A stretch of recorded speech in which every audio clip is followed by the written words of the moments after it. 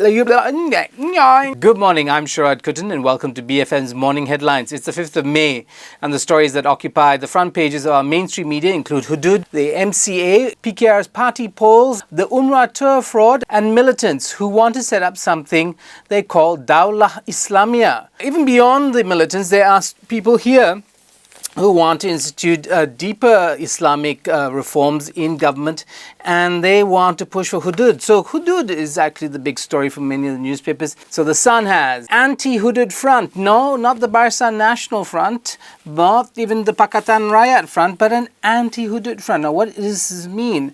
Well, apparently the MCA is prepared, or is saying it's prepared to work with sworn enemies, the DAP, the Democratic Action Party, in order to form a front to protect the Constitution and to avoid or try to block the moves to allow Hudud to be implemented in the state of Kelantan.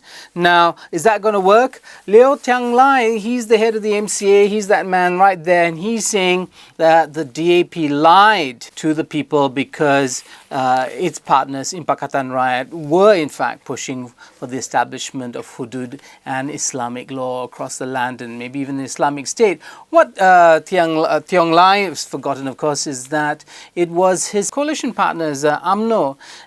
Dr. Mahathir had once come out and declared Malaysia an Islamic State. He's forgetting a lot of things, including the fact that Deputy President of UMNO, Tan Sri Muhyiddin Yassin, is also saying that he will help in the implementation of Hudud. So, is he being completely honest in his discussion of the issue? Now, there, the Star, Hudud plan hinders harmony. Joseph Kurup, Minister in the Prime Minister's Department, says that the Hudud plan is not going to go down well in a country that's multi-religious like ours, including Joseph Kurup, of course, is from Sabah, and including the people of the eastern part of Malaysia who, even if they are Bumiputra, are not necessarily Muslim. So, how that's going to pan out, we don't know, but there is a private members bill. Remember, we talked about last week. It's going to be pushed in Parliament next month. The question is whether the Speaker is going to allow it to be discussed. Malay Mail has the same story. It says, Hudud, a danger to Pakatan Riot. Kit Siang, of course, is the head of the DAP, or rather one of the main men of the DAP. Is the Hudud plan of PAS going to break up the Pakatan Riot? Big question. Now, Sina Harian has this story, Tiada Agenda Sulit, which means no hidden agenda, and it has the Deputy Menteri Besar of Kelantan saying that cooperation between UMNO and PAS is not political in nature. They're just trying to implement God's law. Now, this, of course, is heavily criticized. If you read the internet media, you'll know much of the kind of criticism of this so-called divine law. But this is probably the most naive statement yet made about the Hudud plan.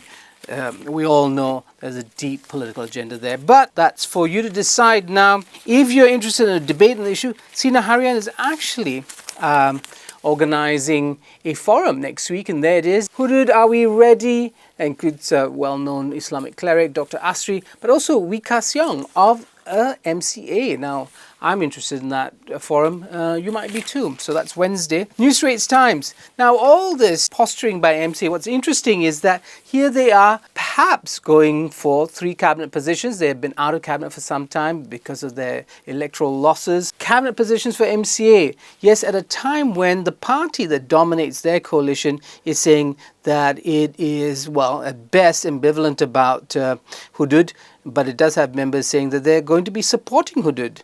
The Kelantan MP said they'll be supporting Hudud, and the Deputy Prime Minister, who is from UMNO, says that he's going to be supporting Hudud. So yeah, MCA getting into bed with a Hudud supporter. Utusan Malaysia has that story again about militants, but what's really interesting is these side stories about problems in PKR's polls. Now, as an UMNO insider said to me just this weekend, if PKR and Pakatan start looking like UMNO and Barisan, maybe the game will be up for them. In the public mind, at least. Berita Harian has a story on a fraud attempt with the Umrah. So Umrah tours now and fraud being used, and also religious teachers being drawn into the mechanics of this fraud. So that's something to read if you're interested in the politics of Umrah. And the phrase of the day is Agenda Sulit. Yes, hidden agenda. Hidden agenda, that folks, that's what it is all about. So look up the news and try and figure out what the hidden agenda is. That's all I have for you this morning. I'm Sharaad Kuttan. It's been BFM's Morning Headlines, BFM 89.9.